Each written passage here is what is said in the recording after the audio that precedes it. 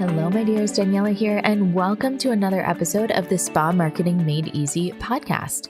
This episode is brought to you by Addo Aesthetics, the #1 coaching company for spa industry professionals wanting to step into the role of spa CEO. And I've got a question for you. Have you ever planned your week or your month based around your monthly cycle?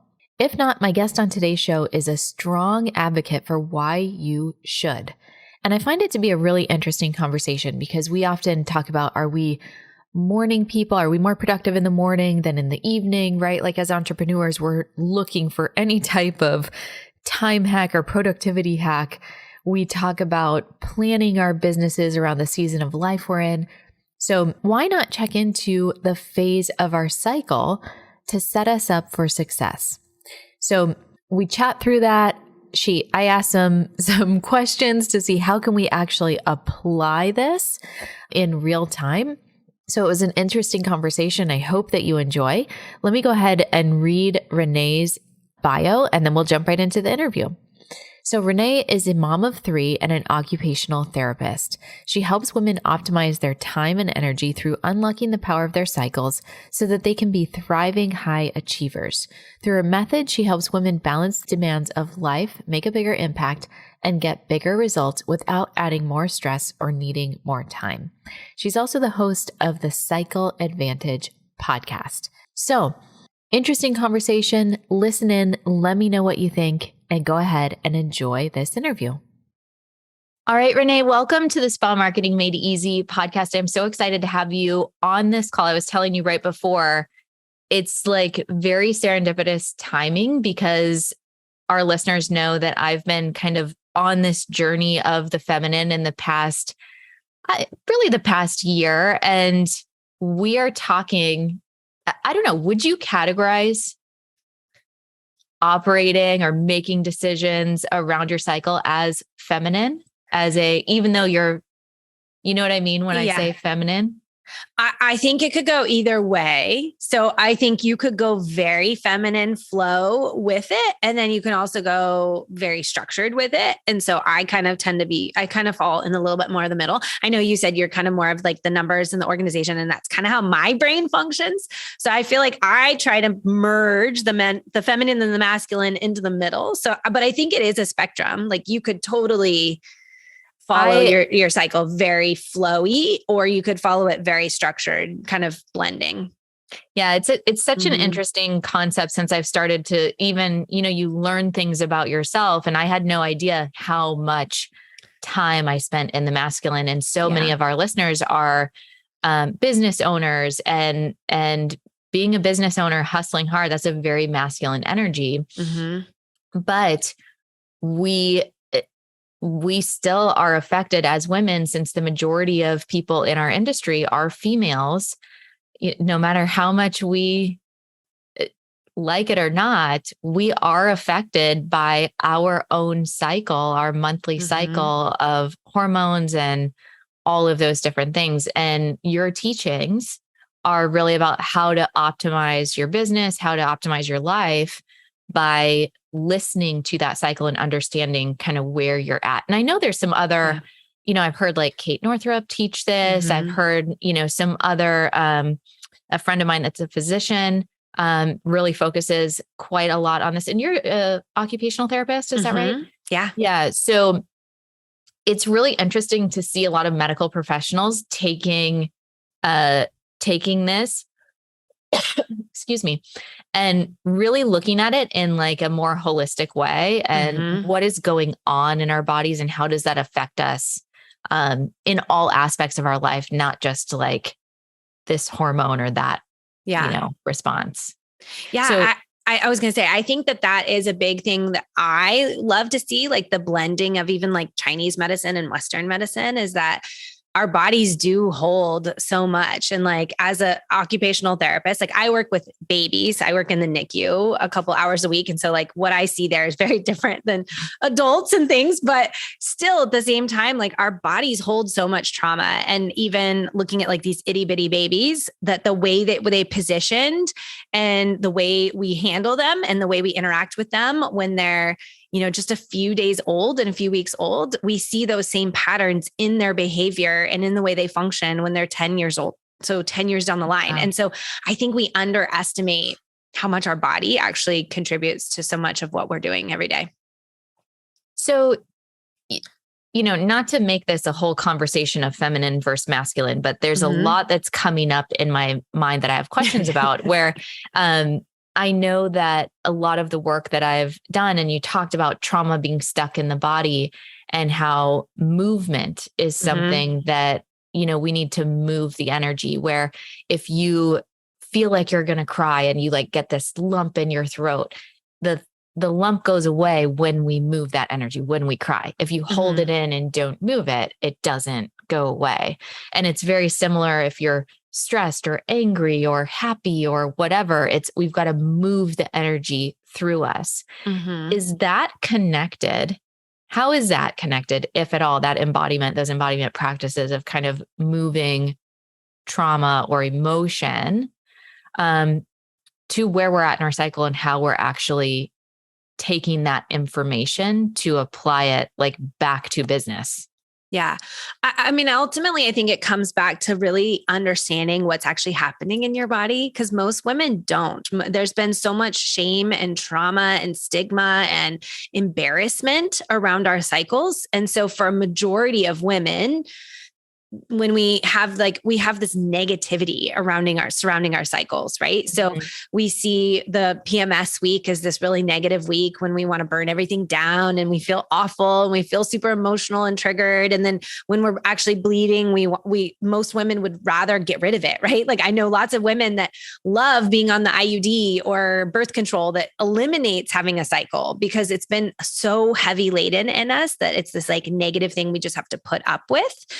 And so I think going back to even looking at that is the way that we're embracing our cycle and what's actually happening in our cycle changes the way we show up with it and the way we interact with it. So understanding that your bleeds part is just one part. It's like the crescendo of the whole month of your cycle and how it's going. And what happens is that women operate different in each of those different phases. So the amount of creativity you have, the amount of focus you have, your attention, how productive you feel, all of those things are changing very dynamically throughout the month.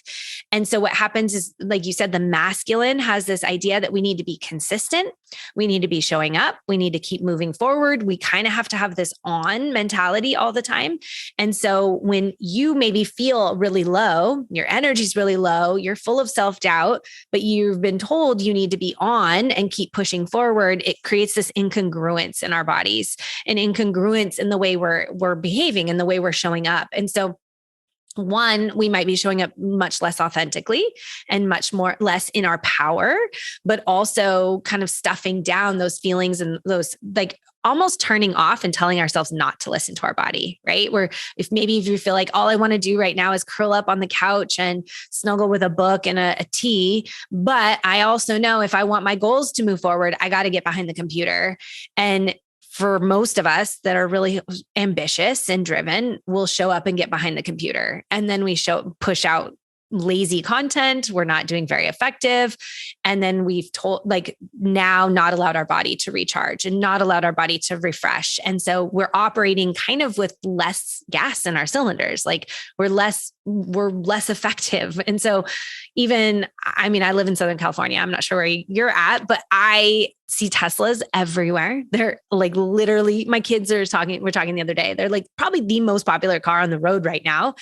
And yeah, a Tesla can go incredibly super fast, but if it's not charged, it can't go anywhere. And so when we operate in that kind of vein of like, you have to charge, like you have to recharge and give yourself that permission to have those moments of pulling back and those moments of listening and trusting what your body actually needs and seeing those things as the productive part of your month, it changes the way we interact with each of those different emotions, each of those different feelings, and not seeing them as negative or bad, but seeing them as this is a part of the process. This is a part of the journey. And that when you lean into them, you move through them, and then you also enable yourselves to function more fully in each of those other different phases. Okay, 2 questions here. Yeah. So first thing that's coming up is like, this all sounds lovely, But as entrepreneurs and people who have to put food on the table, right? There's a lot of women in our community that are single moms. There's a lot of women that, like they need to make money. Yeah. They don't have the luxury. They don't have that to say, you know what?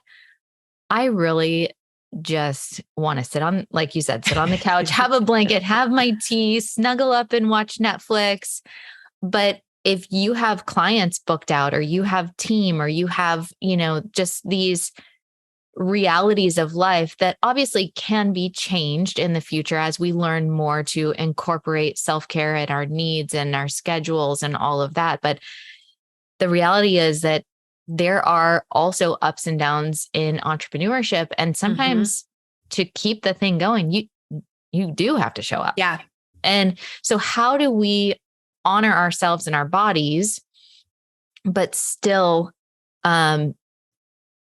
understand that like life goes on and we can't just be like, peace out today, guys. I'll catch you tomorrow. So that's my first question. And then my second, and this might be incorporated in it, is like, can you talk about the different, I believe there's 4 stages of the cycle. Can you share what those are and what the kind of meaning or focus or energies are in those different phases? Yeah. Well, and I think that it's super valid that you brought that up, that as we've been so conditioned just to work in the same way, right? Forever and ever and ever, that it's hard to even fathom. The thing I've noticed is that it doesn't take an overhaul of your entire life in order to start to feel some of these shifts and some of these changes. So maybe where you're at right now is like work life and entrepreneur life. Like if you have a spa and you have booked out clients, you may not be able to completely eliminate a whole week of clients. Like that might not be feasible and possible for you, nor am I saying that that's what you would ultimately ever want to get to. I mean, like maybe you would, but like that you don't have to do that in order to start feeling it. Maybe it looks like just changing the way you exercise, because for most of the women I know, like you even talked about movement, exercise is a huge way to help change and adjust our energy throughout the month. And so there are times of the month, which I'll talk about those 4 phases, that your energy is much higher. And so doing things like a HIIT workout or a run or something really high intense, like a spin class or something like that, is going to be more aligned with where your body's at. And there's other phases that are going to require less in like high intensity and more, like the yoga or going for a walk or something a little bit less intense. And so maybe that's all you do is right now, it's not looking at how can I restructure my business and everything in it, but how can I accommodate my body where my body's energy's at.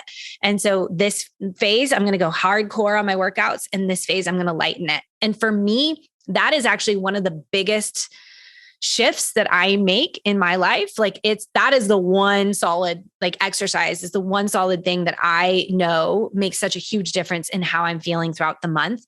And that sometimes my work stuff bleeds over into the other phases and it doesn't adjust. But if I can exercise based on where I'm at in my cycle, it really helps support my energy and how I feel in each of those phases. So maybe it isn't readjusting everything, but looking at what can you adjust? What can you make a shift? Even looking at things like the amount of sleep you need. So when that estrogen is at its high, estrogen doesn't require you to need as much sleep versus progesterone needs a little bit more sleep. So maybe, you are working and hustling a little bit later at night in that phase when you have that estrogen is more dominant, and allow yourself to go to bed a little bit earlier in that progesterone, and knowing that over the course of 30 days or over the course of the whole month, it's going to even itself out. It's just leaning into, hey, this is where I do have the capacity to stay up till 2:00 in the morning, or I can't, but like whatever time it is that for you that you're like, I do have that ability to stay up really late working right now, but knowing in like 2 weeks from now, I'm not going to, and I'm going to give myself that permission to go to bed earlier when I feel that. So it is about making those little bit of micro shifts and leaning into those and adjusting a little bit over time.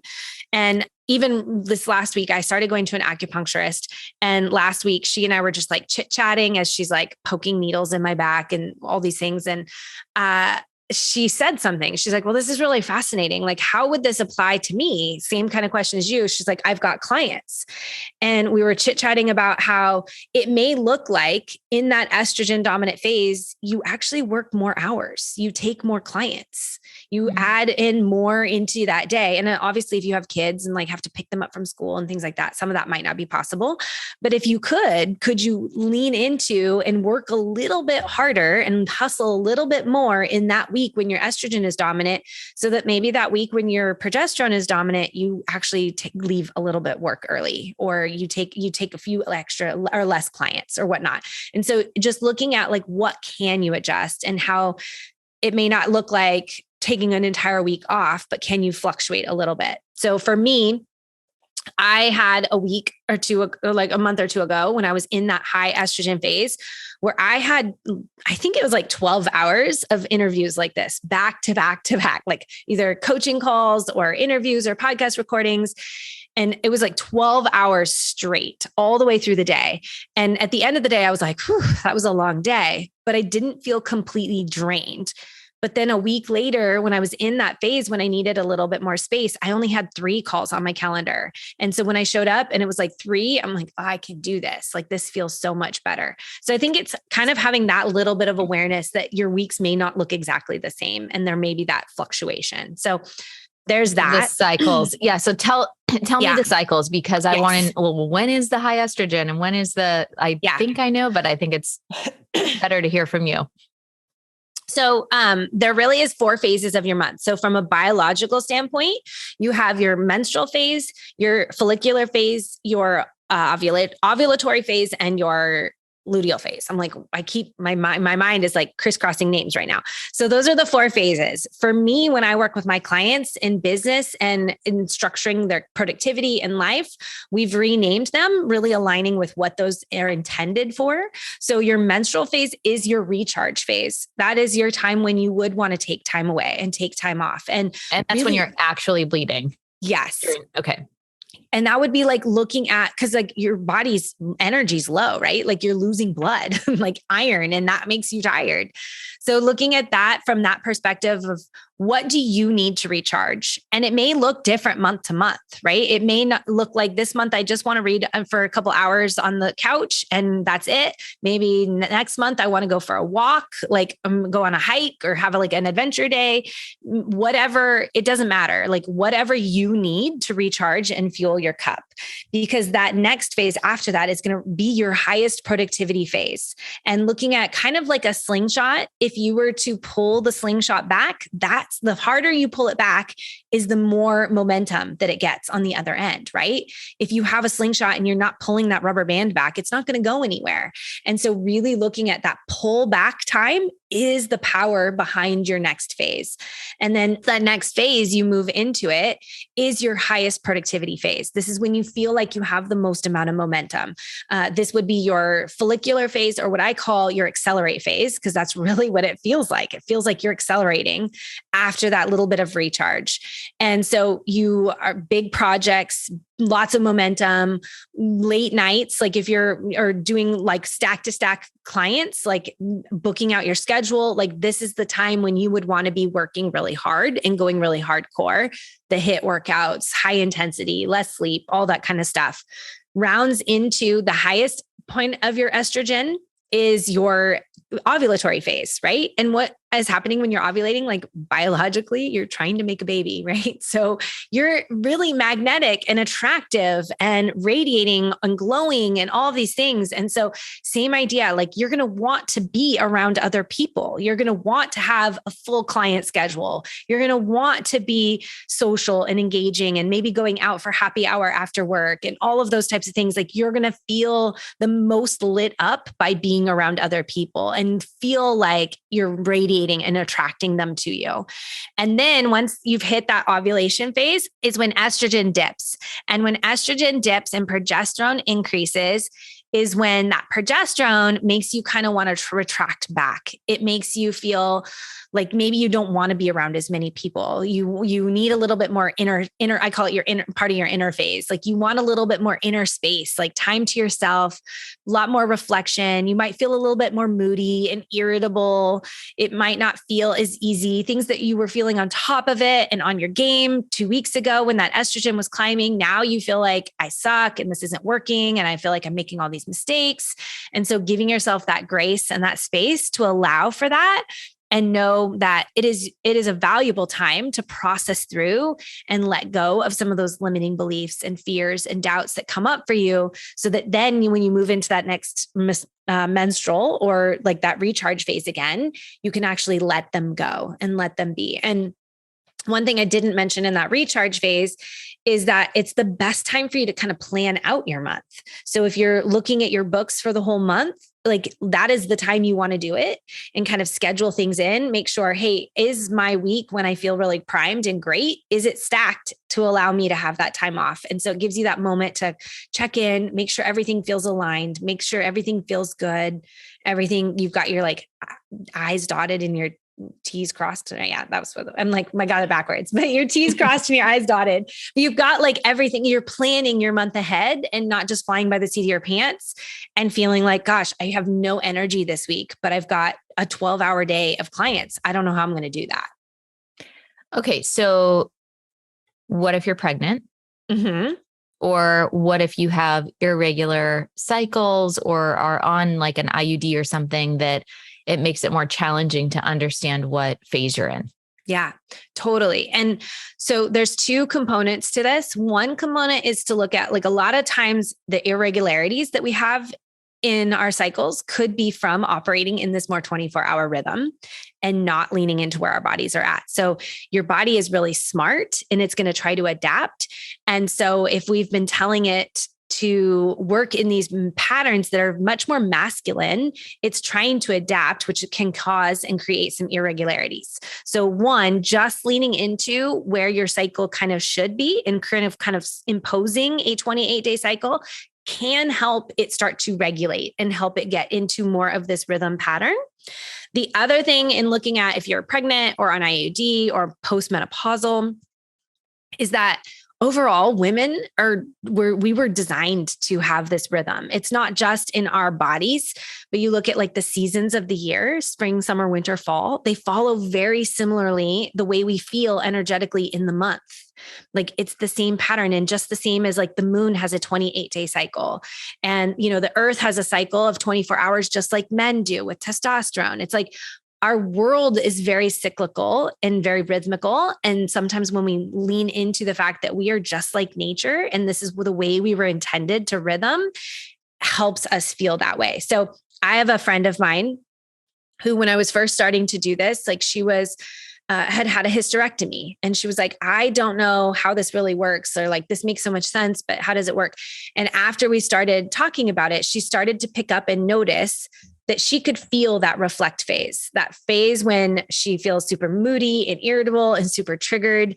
And so we started to track that, and it fell on that very similar 28-day rhythmic cycle. And so then she was able to start using the cycle, even though she doesn't bleed at all. She just used that one phase that she knew, I can feel this, and moved from there. Women who can't do that, like you can't feel that one strong phase, or things feel totally irregular or off, my recommendation is to follow the moon, because the moon has a cycle, and eventually your body will learn that. Just the same as like if you were doing intermittent fasting and you wake up in the morning and you're like, I'm not going to eat today at 8:00. I'm not eating till noon.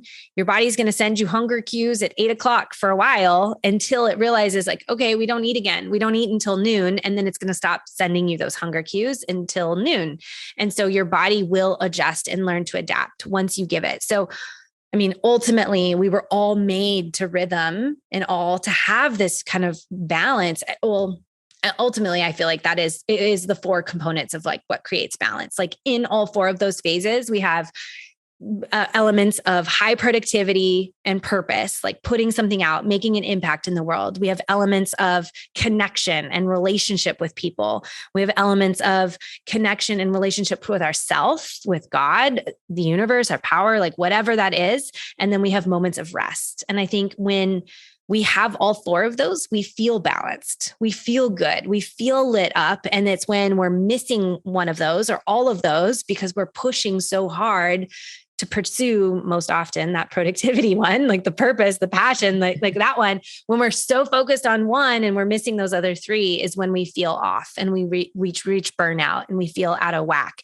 So it's just a beautiful way of remembering, like every month you have elements of all four of these every month.